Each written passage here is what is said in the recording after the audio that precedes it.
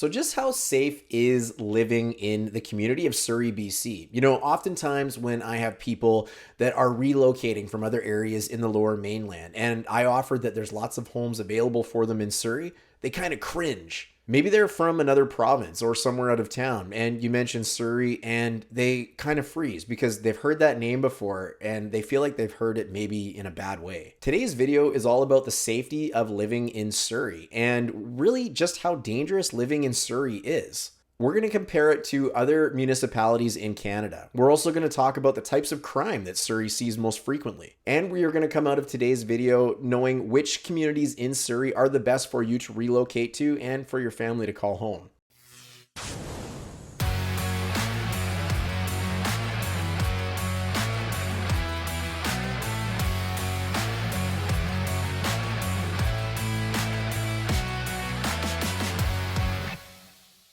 Let's get started with talking a little bit about the City of Surrey. If you're unfamiliar with it, maybe you're someone that is looking to move here from a different community, whether it's in British Columbia or anywhere else from that matter. Surrey is the second biggest city in British Columbia, and in fact, it's the 11th largest city in all of Canada in terms of its population.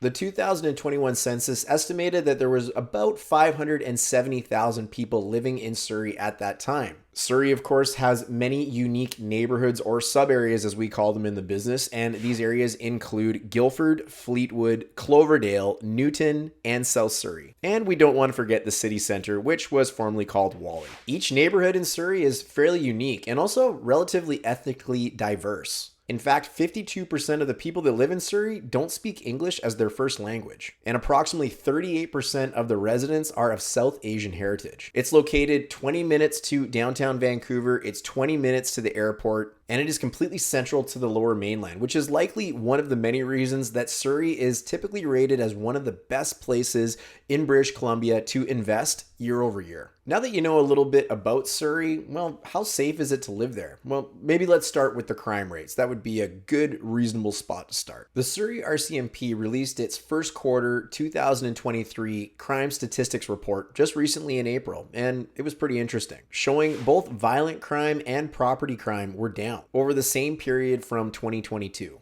Violent crime was down about 14% from the first quarter of 2022, with decreases in property crime across all districts in the city of Surrey. Violent crime across the city was down 14% in the first quarter of 2023 when compared to the previous year, with decreases across the city in property crimes down 12% from the previous year, finishing at about 4,820. Now, I know that sounds like a big number, but more on that in a moment. Out of the more substantial crimes, there was 50 instances of offensive weapons, 698 assaults, 7 attempted murders and homicides, and 16 forcible confinement or kidnapping cases. I'm going to link all this below in this video, but holy smokes, you know, that sounds relatively concerning. I think you'd probably agree with that. To put this into perspective, this is one occurrence for every 5,700 people. Okay, holy smokes, we need to lighten this up a little bit because this is not fun stuff to talk about. But I think it might be a little more relevant to talk about how Surrey really compares to other municipalities in North America, Canada, and even in British Columbia. According to the Global Crime Index, we are ranked number 15 in North America. And this is in the crime index. That's obviously not something we want to celebrate here in Surrey. But with that being said, we are number 74 in North America in the safety index and number 36 in Canada. Not only that, but we're also behind 5 other major large municipalities in British Columbia alone, which include Vancouver, Victoria, Nanaimo, and Kelowna, plus almost all of the major Canadian cities like Quebec City, Toronto, Montreal, Ottawa, Calgary, Edmonton, Halifax. So Surrey is number 36 in Canada, but don't forget, Surrey is also the 11th largest municipality by population in Canada. There's some food for thought for you. So what happens when there is a problem? What happens? Well, we call emergency services. So what's it like if you do have an issue living in Surrey? How do we fare compared to everybody else? What can you expect when you call the police? Will they show up? The Surrey RCMP average response times when they reported to an incident in 2021 was 7 minutes and 38 seconds. According to the Surrey RCMP 2021 Community Report, in 2020, the average time was 7 minutes and 1 second, up a whopping 37 seconds. It's worth mentioning that Canada's largest RCMP detachment is actually located in the City of Surrey, and they've been there for about 70 years now. The detachment received over 195,000 calls in 2021, and this is compared to just over 198,000 calls in the previous year. Broken down into some more manageable figures, in 2021, the police received 1,304 online crime reports, over 135,000 calls into which police were dispatched, 164 public complaints, and in 2021, there was over 46,000 abandoned 911 calls. This is probably the point in the video where I mentioned that currently, right now, policing is a little upside down in the City of Surrey, mostly because of what's going on with the City Hall and City Council. Many years ago, the Surrey Police Service was to be brought in to replace the RCMP in the City of Surrey, and residents, some were for it, some were against it. Part of the argument on bringing them in was Surrey was a big enough municipality to warrant having its own independent police force, while those that were against it really thought the RCMP were doing a great job and wanted to keep them in the area. Needless to say, this has been a complete mess by the City of Surrey in terms of giving the public some guidance of exactly what is going to happen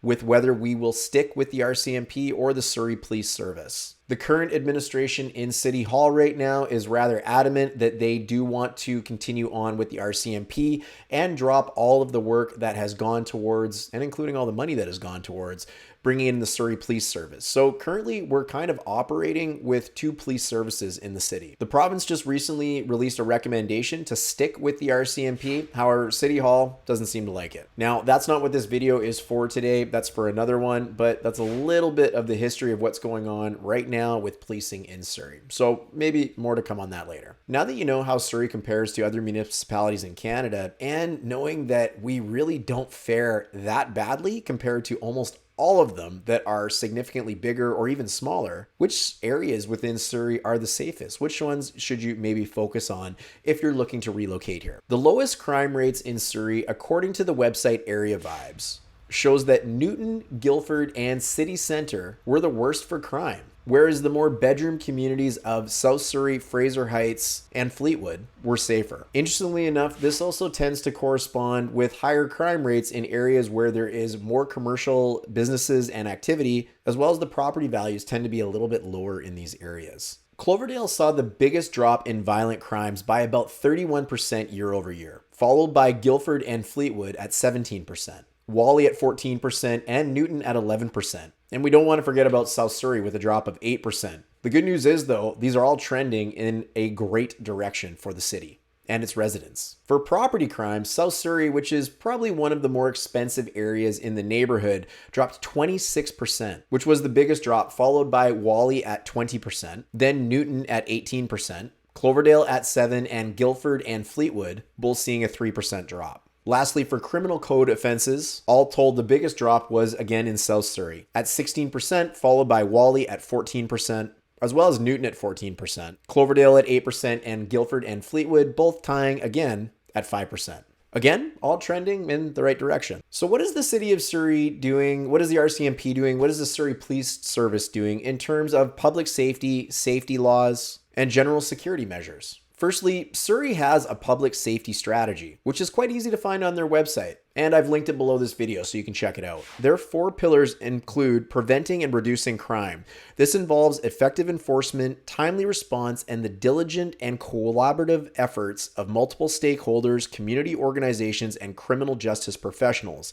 The second is to ensure safe places, including design considerations for the use of transit sites and roadways, commercial areas, residential neighborhoods, and public spaces and parks, as well as place-based crime prevention initiatives. The third pillar is to build community capacity, early intervention and education programs for children and youth, as well as ensuring individuals and neighborhoods are prepared for emergencies. The fourth pillar is to support vulnerable people, addressing some of the underlying root causes of vulnerability, such as persistent social challenges like housing and income insecurity, mental health issues, and substance use, will support vulnerable people to make it a positive life and positive changes to become better contributing members of our inclusive community. For community policing strategies, the Surrey Police Service also has some good ideas.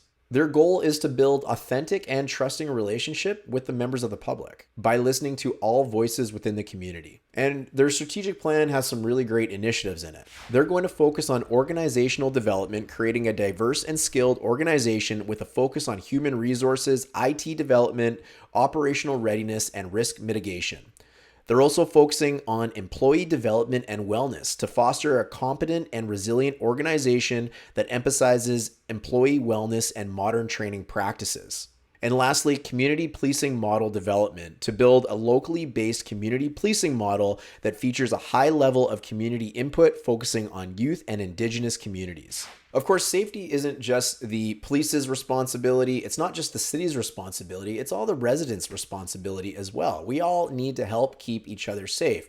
So Surrey, of course, like most areas, has block watch programs all over. To start to wrap this up a little bit, let's talk about what a safe community really is. A safe community is one in which its residents feel secure, respected, and included. This includes having a sense of belonging, feeling free from discrimination and harassment, and having access to the resources they need when they need them. It also involves effective communication, trust, and cooperation among the community members and the policing services, with a shared commitment to the well-being of everybody. A safe community also has effective systems in place for addressing and preventing violence, crime, and any other forms of harm. Hopefully in today's video, you've now realized that Surrey actually is a pretty safe place to live. While we do have a slightly higher than the Canadian average for property crime, we also have significantly lower in terms of violent crime when comparing our population. And this just isn't across British Columbia, this is across all the other cities in Canada. In most areas of Surrey, I feel really safe during the day, and I feel really safe during the evening time too, which is not something you can always say for a lot of big cities.